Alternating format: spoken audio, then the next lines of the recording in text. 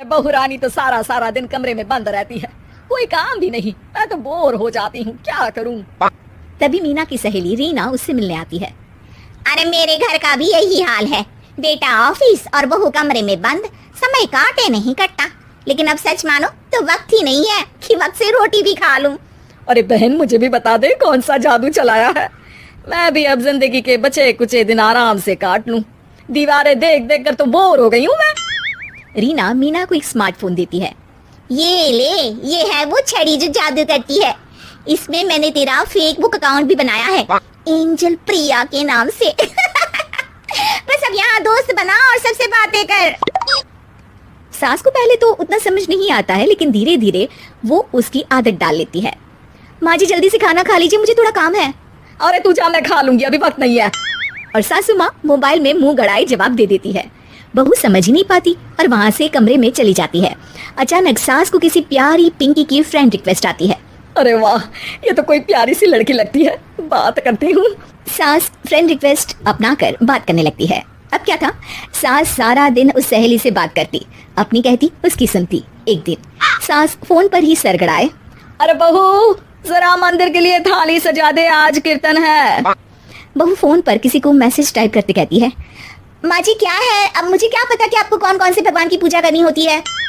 तभी सास के पास कोई मैसेज आता है। अच्छा ठीक है, रहने दे, मैं ही कर लूंगी। अब मैंने मना थोड़ी ना किया है, कर देती हूँ मैं।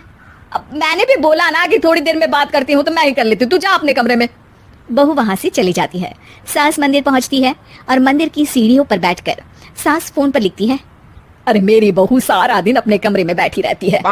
वहाँ से रिप्लाई आता है, मैं आपकी बहू को तो जानती नहीं हूँ, लेकिन हाँ एक बात है, हो सकता है आपने उसे ताने दिए होंगे या फिर उसका दिल दुखाया होगा। ऐसा करने पर बहुओं का मन ससुराल से हट जाता है। याद रखिए, बहू और बेटी में फर्क होता है। सास घर जाती है और बहू से बड़े ही प्यार से बात करती है, उसके लिए खाना बनाती है, उसे गिफ्ट में साड़ी भी देती है। जिसके बाद अगले दिन, माँ जी चलिए आज मैं भी आपके साथ मंदिर चलती हूँ, आते वक्त भोले भैया के गोलगप्पे खाकर आएंगे। अरे हाँ बहू, ये तो अच्छा है, चलो। सास मन में सोचती है कि उसकी फेसबुक वाली दोस्त कितनी अच्छी है। उसके समझाने से उसे उसकी बहू वापस मिल गई।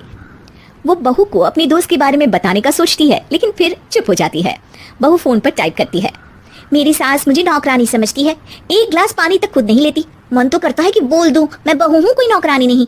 वहाँ से रिप्लाई आता है, देखो तुम्हारी सास को तो मैं भी नहीं जानती, लेकिन वो बुजुर्ग होंगी, पूरा जीवन उन्होंने घर गृहस्थी चूल्हा चौका में निकाल दिया। और फिर तुम ये भी मत भूलो कि जिस पति पर तुमको इतना गर्व है, उसे भी शिक्षा उन्होंने ही दी है। तो जिसने तुम्हें इतना दिया, क्या तुम उनकी थोड़ी सी सेवा नहीं कर सकती। बहू भी अगले दिन से सास का सारा काम करती, उनके पैर दबाती, उनका ख्याल रखती, उनके साथ घूमने जाती। एक दिन सास, बहू ये लो मेरा हीरे का हार, पहले तो सोचा था कि अपनी बेटी को दूंगी, लेकिन आज जब मेरे हाथ पैर में दर्द था तो तुम मेरा साथ दे रही थी। समय पर खाना पानी देकर तुमने ही मेरा बुढ़ापे में साथ दिया। उसके हिस्से का बहुत कुछ मैं उसे दे चुकी हूँ, लेकिन ये अब तेरा।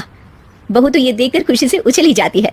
वो सास को गले लगाकर कहती है, माँ जी आज सच में बहुत अच्छी है, भला हो उस एंजल प्रिया का जिसने मुझे आपसे वापस मिलवा दिया, वरना मैं तो हमेशा आपको गलत ही समझती। मैं तो सोचती थी काश वो एंजल प्रिया मेरी सास होती।